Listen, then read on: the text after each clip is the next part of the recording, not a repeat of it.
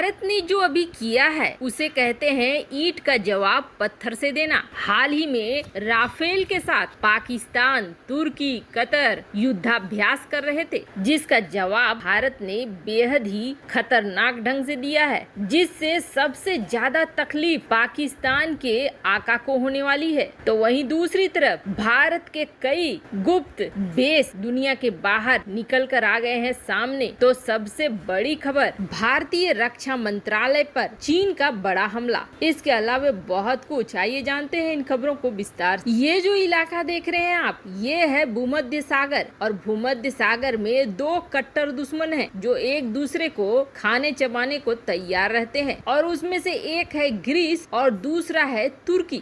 यहाँ तुर्की exclusive economic zone पर दावा ठोकता है और ग्रीस संयुक्त राष्ट्र कानून के मुताबिक इस इलाके को अपना बताता है, और इस विवाद में साइप्रस और लीबिया भी शामिल है। आपको बता दें, इस झगड़े में बिल्कुल जो दुनिया के सामने है, पाकिस्तान तुर्की का सीधा समर्थन करता है। पाकिस्तान समर्थन करता है तुर्की का, तो तुर्की भी पाकिस्तान के मामले में पाकिस्तान के साथ खड़ा रहता है। जैसे कि पाकिस्तान कश्मीर मामले में टांग अड़ाता है तो तुर्की उसका साथ दे देता है। खबरें तो ये भी आने लगी कि कश्मीर के लिए तुर्की अपने लड़ाकों को भेजने को भी तैयार हो गया है। अगर युद्ध छिड़ता है तो ये मत सोचिए कि सिर्फ चीन और पाकिस्तान से लड़ना होगा, बल्कि इसमें तुर्की भी शामिल होगा। हाल फिलहाल के क्रियाकलापों को देखेंगे आप तो अजरबैजान, आर्मेनिया में दोनों साथ साथ थे। पाकिस्तान और तुर्की दोनों की सेनाएं भी वहां पहुंची थी। इसके अलावा फिलिस्तीन मामले में दोनों बढ़ चढ़कर आगे आगे आ रहे थे। दोनों ने तो यहाँ तक एक खास सेना बनाने की बात भी कह दी थी। अब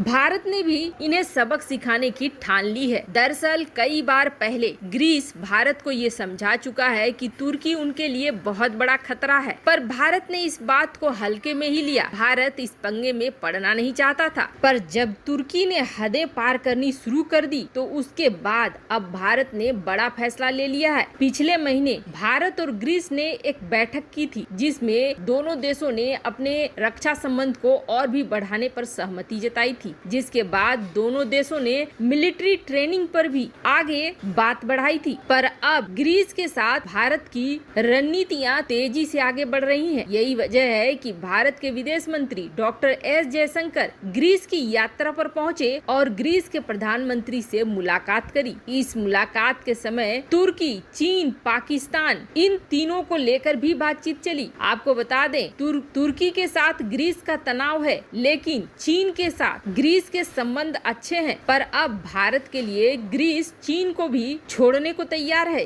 जिस तरीके से गठबंधन बन रहा है, उससे ग्रीस अब चीन से भी पंगे लेने को तैयार है। अब सिर्फ मामला मुलाकात तक ही नहीं रहा, बल्कि ग्रीस के विदेश मंत्री और भारत के विदेश मंत्री के बीच में एक समझौता भी हुआ, और इस समझौते के अनुसार दोनों ही देश एक दूसरे के विकास में और एक दूसरे के सुरक्षा में बड़ी भूमिका और सहयोग देते हुए नजर आएंगे। साधारण भाषा में कहें तो ग्रीस के जरिए अब तुर्की को घेरने का पूरा प्लान रेडी है। अगर तुर्की पाकिस्तान के साथ मिलकर कश्मीर में किसी भी तरह का बखेड़ा खड़ा करने की कोशिश करता है, तो तुर्की को संभालने के लिए ग्रीस के साथ तुरंत मोर्चा खोल देगा भारत। वैसे भारत और ग्रीस के इस कदम से चीन, पाकिस्तान और तुर्की तीनों चिंता में पड़ गए हैं। अब जैसे जैसे चीन और पाकिस्तान के साथ भारत के तनाव बढ़ते जा रहे हैं, वैसे वैसे युद्ध की संभावनाएं भी बढ़ती जा रही हैं। अब ऐसे में दुनिया भर के रिसर्च और एक्सपर्ट ये देखने को लग गए हैं कि कौन सा देश किसे कैसे घेरेगा और इसे घेरने के लिए किसके पास कौन कौन से बेस हैं। अब तक दुनिया भर में सबसे ज्यादा बेस की संख्या अगर किसी की है तो वो है अमेरिका की। दुनिया भर में अमेरिका के 38 बेस हैं, पर इधर के कुछ महीनों में भारत के कई ऐसे बेस निकल कर सामने आ गए हैं जिसके बारे में दुनिया नहीं जानती थी, या फिर जानती थी तो ये बिल्कुल छिपा हुआ था। भारत के बेस तजाकिस्तान में हैं। स्क्रीन पर ये जितने आप रेड पॉइंट्स देख रहे हैं, इन सारे में भारत के बेस हैं। पहला तजाकिस्तान का फरखोर एयर बेस, जो कि तजाकिस्तान की राजधानी दुशानबे से 130 किलोमीटर दूर है, लेकिन इस इलाके से भारत अपने दुश्मन पर कड़ा प्रहार कर सकता है। तो वहीं दूसरा बेस है भूटान में इंडियन मिलिट्री ट्रेनिंग टीम, जो कि हाडोजोंग में है, जो वेस्टर्न भूटान में पड़ता है। यहाँ पर इंडियन आर्मी ट्रेनिंग मिशन को पूरा करती है। तीसरा है इस मेडागास्कर में, जो 2007 में सेटअप हुआ था और यहाँ से शिप की मूवमेंट पर नजर रखा जाता है। उसके बाद है ओमान में मस्कट नेवल बेस, तो वहीं ईरान में चाबहार पोर्ट। इसे बेस तो नहीं कहेंगे, पर ये पोर्ट भी भारत के लिए बेहद काम का है। लेकिन दो ऐसे बेस थे जो अब तक छिपे हुए थे। एक मॉरिशस, जहां पर नॉर्थ अलगालेगा आइलैंड में भारत ने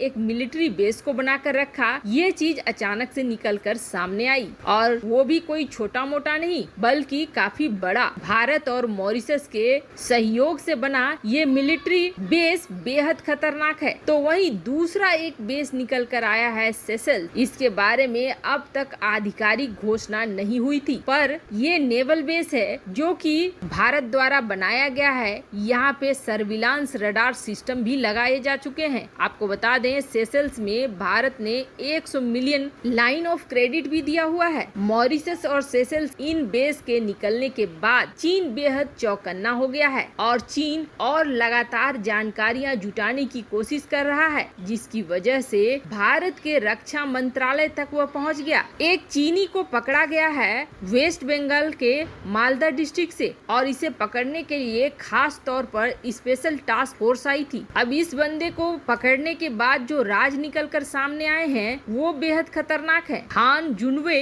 इसका नाम है और ये बंदा इलीगल तरीके से भारत के रक्षा मंत्रालय के वेबसाइट को हैक करने की कोशिश कर रहा था। साथ ही साथ भारत के डिफेंस सिस्टम के बारे में जानकारियां लेना चाह रहा था। अब इस बंदे से ये पता किया जा रहा है कि इसके कनेक्शन कितने दूर तक हैं और अब तक इसने कहां तक जानकारी हासिल कर ली है। 35 साल का ये बंदा वैसे रहने वाला बताया जा रहा है चीन के हुबई का। वैसे इस शख्स पर और एक आरोप है कि इसने 1300 भारतीय सिम कार्ड अपने देश चीन में स्मगल करा है। सिम कार्ड का इस्तेमाल अकाउंट्स को हैक करने के लिए और फाइनेंशियल फ्रॉड करने के लिए इस्तेमाल किया गया है। भारतीय सेना को ये एक बड़ा सुराग हाथ लगा है। वैसे आपको क्या लगता है, क्या भारत ने ग्रीस के साथ इस समझौते को करके सही किया या नहीं? कमेंट कर अपनी राय जरूर बताएं। जल्द मिलते हैं अगले वीडियो में नई खबर के साथ।